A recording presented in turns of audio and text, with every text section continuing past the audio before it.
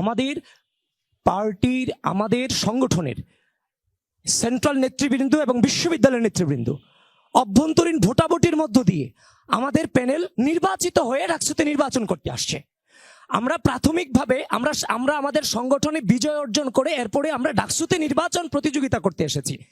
যখন দেখেছে আমরা এই প্রক্রিয়ায় এই চমকের মধ্য দিয়ে আমরা আমাদের প্যানেল ঘোষণা করেছি, তখন দেখলাম আমরা আমাদের যে প্রতিপক্ষ প্যানেলগুলো আছে, তখন এই রাজনৈতিকভাবে আমাদের এই সিদ্ধান্তগুলোকে রাজনৈতিকভাবে মোকাবেলা করতে ব্যর্থ হয়ে আমাদেরকে নানান ধরনের বুলিং এর শিকার করছেন, অপপ্রচার করে যাচ্ছেন। সুতরাং জাতীয়তাবাদী ছাত্রদল এই বাংলাদেশের শুধু ডাকসুর ভোটাধিকার না, এই গোটা বাংলাদেশের গণতন্ত্র এবং ভোটাধিকার ফিরে আনার জন্য গত 17.5 বছর জীবনের সর্বস্বটুকু বিলিয়ে দিয়ে রাজপথে ছিল।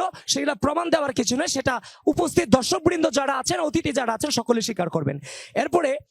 এরপরে দেখলাম যে বিনিয়ামিন মোল্লা ভাই বললেন 2019 সালের নির্বাচনে শিবির অংশগ্রহণ করতে পারেনি। দেখেন ভাই, বিনিয়ামিন মোল্লা ভাই, শিবির অংশগ্রহণ করতে পারেনি না, শিবির অংশগ্রহণ করেনি, কারণ তারা তো প্রকাশ্য রাজনীতি করতেই তখন ভয় পাইতো। তখন তারা বিহাইন্ড দ্য সিনে ছাত্রলীগের হয়ে বিভিন্ন পদে পদায়িত ছিল। সুতরাং তারা নির্বাচন করেনি, এমন না যে তাদেরকে নির্বাচন করতে দেওয়া হয়নি। তারপর সাদিক কায়েম ভাই বললেন দিল্লির বয়ান বলছেন।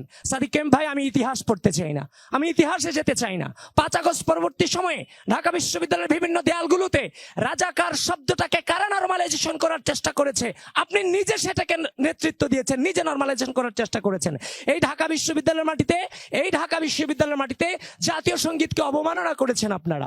তারপর হচ্ছে যে টিএসসিতে যারা স্বীকৃত, হ্যাঁ, বিচারিক হত্যাকাণ্ড নিয়ে প্রশ্ন আছে, বিচার হয়তো বা শাস্তি কম হতো অথবা শাস্তি বেশি হতো, কিন্তু স্বীকৃত যারা রাজাকার তাদের ছবি তো আপনি টানাতে পারেন না। তারপর হচ্ছে যে এই গণঅভ্যুত্থান পরবর্তী সময় 5 আগস্ট পরিবর্তন সময় আপনারা তো দেখেছেন, শিবির ম্যাগাজিন প্রকাশ করেছে, সেই ম্যাগাজিনে বলা হয়েছে স্বাধীনতা মুক্তিযুদ্ধে মুসলমানদেরকে ভুল বুঝিয়ে মুক্তিযুদ্ধে নেওয়া হয়েছে।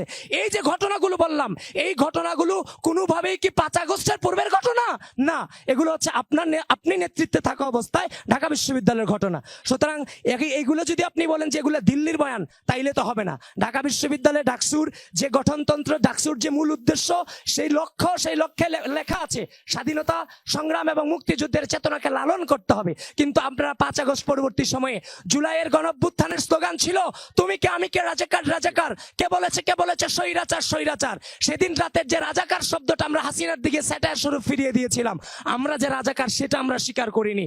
সুতরাং 5 আগস্টের পরে স্বৈরাচারকে বাদ দিয়ে শুধুমাত্র তুমি কে আমি কে, রাজাকার স্লোগান থেকে নরমালাইজেশন করার যে চেষ্টা, সেটা অবশ্যই মুক্তিযুদ্ধকে হেয় করেছে।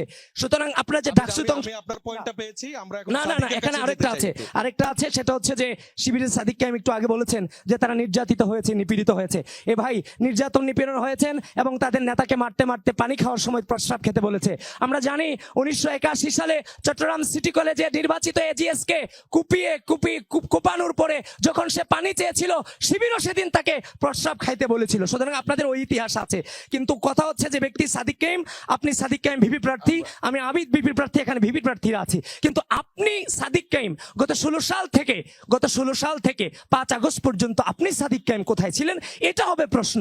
আমরা এটা জানতে চাই। তারপর কাজ করার কথা বলছেন, ঢাকা বিশ্ববিদ্যালয়ে আমরা দেখেছি ছাত্রলীগের আমলে প্যারালাল প্রশাসন করে ছাত্রলীগ প্রশাসনকে নষ্ট করে দিয়েছিল, এরা প্রশাসন সেজেছিল। কিন্তু 5 আগস্টের পরে দেখতে পেলাম প্রশাসন দিয়ে কাজ না করিয়ে আপনারা ছায়া প্রশাসন সেজেছেন, ছাত্রলীগ বেরিয়ে গেছে, ছাত্রলীগের বিহাইন্ড দ্য সিন হলগুলোতে আপনারা দখলদারিত্ব করেছেন। সাদিক একদম টু দি পয়েন্ট যদি উত্তরগুলো দেন, একদম টু দি পয়েন্ট উত্তরগুলো দিবেন আবিদ প্লিজ। আপনারা যে প্যানেল ঘোষণা করেছেন, ওই প্যানেলের মধ্যে একজনকে আপনারা সদস্য